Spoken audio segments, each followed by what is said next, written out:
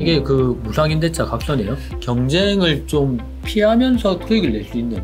아직까지 특수물건은 블루오션인 것 같아요. 대출 어떡합니까? 이걸 가장 많이 물어봐요. 인도 명령으로 내보낼 수 있냐, 명도 소송을 해야 되냐. 인도민의 결정이 나오니까 더 이상 명도 소송을 할 이유가 없어졌고요. 그러니까 바로 수익으로 바른 만큼 돈 벌어가는 거죠.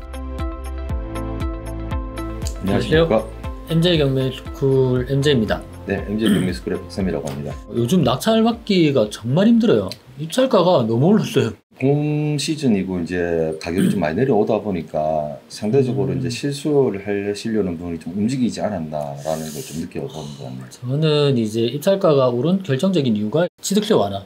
취득세 완화가 수도권, 서울, 경기, 인천 제외하고 지방으로 하다 보니까 모든 투자자들이 지방으로 오는데 그 중에 가장 싼 부산으로 몰리는 현상이 정말 심하다고 생각을 하거든요. 지금 당장 필요한 거는 경쟁을 좀 피하면서 수익을 낼 수 있는 그런 기술이 있어야 되지 않을까, 그런 생각이 들어서 특수물건 전문가이신 박쌤을 초청을 해서 특수물건으로 투자할 수 있는 사례를 통해서 기술을 한번 배워보도록 할 겁니다. 요즘에 이제 입찰 경쟁률이 좀 치열하다고 해도 아직까지 특수물건은 블루오션인 것 같아요. 그렇죠. 뭐 특수물건이라고 하면 기본적인 유치권이나 가장임차인, 법정지상권, 손손이 가등기 가처분, 거의 이런 것들이잖아요. 제 생각에는 유치권하고 가장임차인 이 두 가지 파트는 어떻게든 잡고 가야 되지 않을까. 회전이 잘 되더라고요, 두 가지는.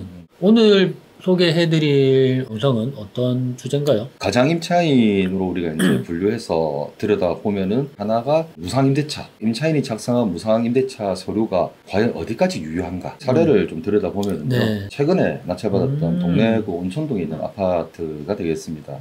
대항력이 있다고 나와 있네요. 1억 2천. 근데 전입이 빠르고 확정 일자가 되게 느리네요. 약간 냄새가 나는 임차인인데, 근데 특이하게 2024년 10월 15일에 신청 채권자로부터 임차인 김땡땡에 대한 무상임차 사실 확인서가 제출됨이라고 나와 있습니다. 일단 이렇게 배당 요구까지 신청을 한 내용으로 보면은 본인은 1억 2천이라는 계약서를 법원에 제출을 했다라고 보면 되거든요. 제출을 하고 경매가 진행이 되니까 당연히 근저당권자, 금융기관에서는 갑자기 이게 뭐냐? 가격이 계속 낮아지면 채권 해결을 못하니까. 임차인이 무상임차를 썼다는 이 내용이 금융기관에다 써줬을 거 아니에요, 그 당시에는. 그렇죠. 은행에 제출을 했다라고 지금 나와 있네요. 그래서 그 은행에서 받은 제출을 법원에다가 다시 제출을 하는 상황이기 때문에 이 내용이 과연 낙찰자의 입장에서도 유효하게 적용이 되는지가 관건이겠죠. 이 부분을 신뢰를 하고 낙찰을 그렇죠. 받아도 안전하게 이 임차인의 대항력이 없어질 수 있냐, 무상임대차 각서 하나로. 그렇죠.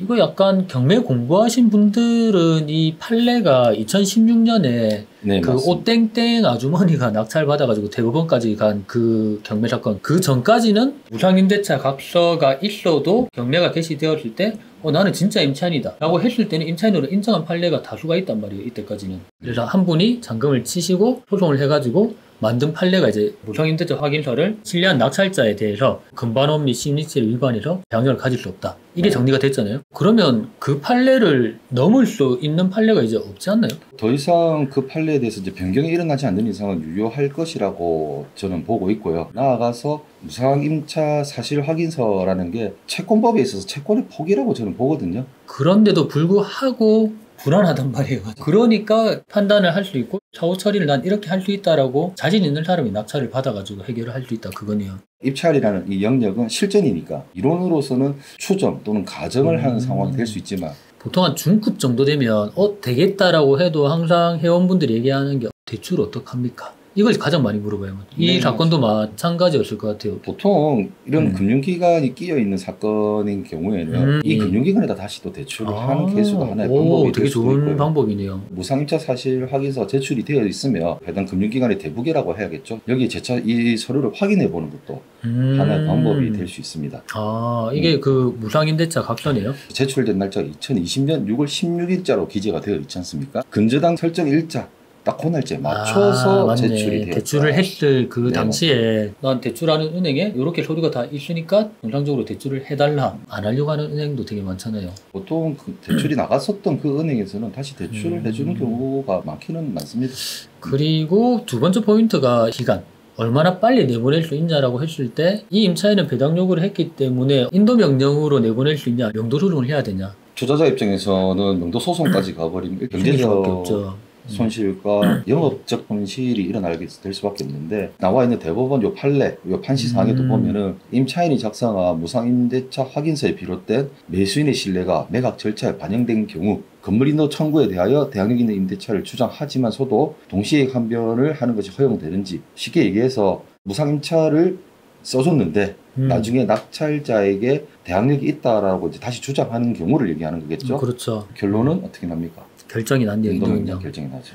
사실 이 인도명령을 대항력 없는 일반 물건처럼 그냥 인도명령 신청서에 적어가지고 낸다고 해도 되는 게 아니고 안에 내용을 이제 알차게 만들어서 설득을 할 수 있는 이제 글을 이제 적어야 신문을 하고 판단을 내려주는데 인도명령 결정이 나오니까 더 이상 명도 소송을 할 이유가 없어졌고요. 그러니까 바로 수익으로. 지금 같은 시기에 단독으로 이렇게 받을 수 있는 아파트가 없잖아요. 이렇게 권리가 꼬이지 않는 이상 아는 만큼 돈 벌어가는 거죠. 어쨌든 대항력 있는 임차인이 무상임대차 각서를 제출하였을 때 현 시점에서 저희가 보는 판단은 대항력이 없다 라고 보는 거고, 이런 거를 회원분들이 막 배우고 싶을 거 아니에요. 가장임차인 유치권, 법정질환권. 지금 이제 곧 개강하게 될 온라인 특수물건 트레이닝반이 이제 존재를 하는데요.